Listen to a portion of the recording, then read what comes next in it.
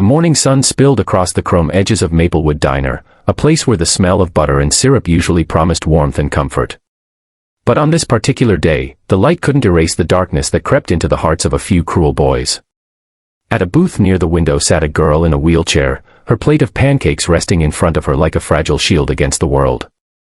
Her name was Clara, and though her face carried the quiet strength of someone who had endured much, her trembling hands betrayed her unease.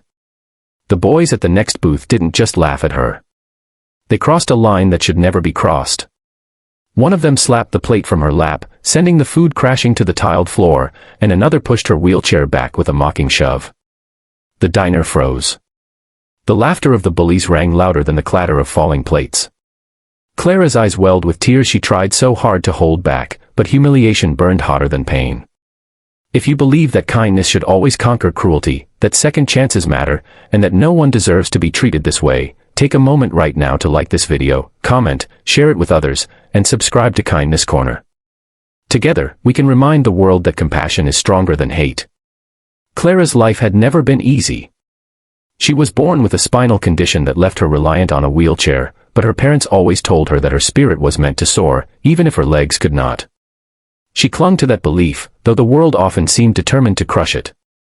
Every day, she faced quiet stares, whispered remarks, or the pitying smiles of strangers who couldn't imagine her life. But what she faced that morning in the diner went far beyond pity. It was cruelty sharp enough to wound the soul. As the boys jeered, others in the diner lowered their heads. Some shook their heads in disapproval but did nothing. The waitress, her hands full of coffee cups, froze in the aisle, fear etched on her face. Clara bent down awkwardly, trying to gather her pancakes with trembling hands, desperate not to make more of a scene.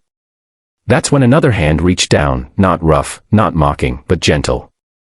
An older man, gray at the temples, quietly picked up the plate and set it back in front of her.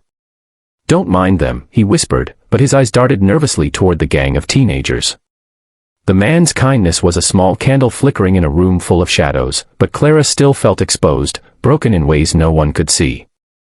She sat quietly after that, her appetite gone, her throat tight with unspoken words. She wanted to ask why the world worked this way, why people thought it was acceptable to torment those who were different. Her heart thudded in her chest with each burst of laughter from the bullies, who now bragged loudly about their bravery, oblivious to the cruelty of their actions. Clara closed her eyes and prayed for the hour to pass quickly, for the nightmare to end. An hour later, something unexpected happened, something that shifted the entire energy of the diner. It began as a low rumble, almost like thunder. Heads turned toward the wide glass windows as the sound grew louder, more distinct. Dozens of motorcycles rolled into the parking lot, their chrome glinting under the daylight.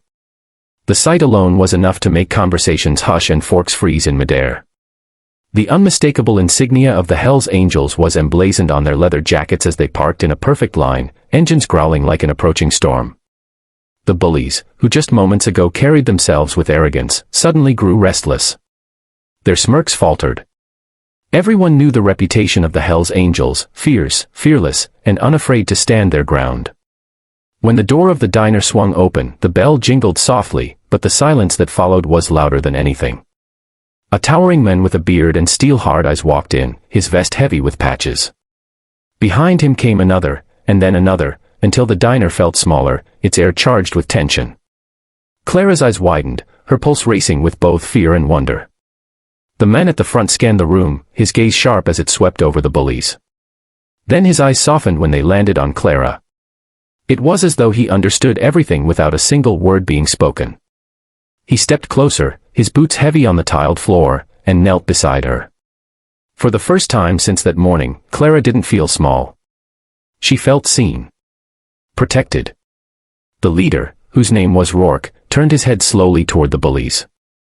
They sat frozen, pale faces betraying their guilt. No one dared laugh now. Rourke's voice was low, steady, but powerful enough to cut through the silence. Though Clara couldn't hear his exact words, she saw the shame wash over the bullies' faces as their bravado melted away. One by one, they slid out of the booth and stumbled toward the exit, heads lowered, avoiding every gaze. They didn't dare meet Clara's eyes again. Outside, the motorcycles formed a wall of steel and leather, ensuring the boys' humiliation was complete before they fled. But Rourke didn't stop there. He called over the waitress, placed a large bill on the table, and told her to bring Clara anything she wanted, pancakes, milkshake, pie, the whole menu if she liked. He told her she was stronger than any of the cowards who had tried to break her spirit. Then, in a gesture no one in that diner would ever forget, he removed his own leather vest, draped it gently across Clara's shoulders, and told her she was now family. Tears streamed down Clara's face, not tears of humiliation, but tears of gratitude. In that single hour, her life had shifted. What began as a morning of pain became a moment of profound transformation. She realized kindness can come from unexpected places, and that sometimes the fiercest-looking people carried the softest hearts. The diner erupted in quiet applause, some patrons wiping tears from their eyes. The waitress hugged Clara, promising her that she'd never again sit in that diner feeling invisible. For the first time in a long time, Clara felt a surge of hope. She realized that though cruelty existed, so did courage, and sometimes strangers could step in to rewrite the ending of your story. If this story has touched your heart and reminded you that kindness can rise even in the most unlikely of places, please take a moment to like this video, share it with friends, subscribe to Kindness Corner, and leave a comment below. Your support helps us continue spreading stories that inspire and heal. Before we end, I have one special request. Comment below what you would have done if you were in that diner that day. Would you have stood up for Clara? Your words might inspire someone else to act with courage when the moment comes.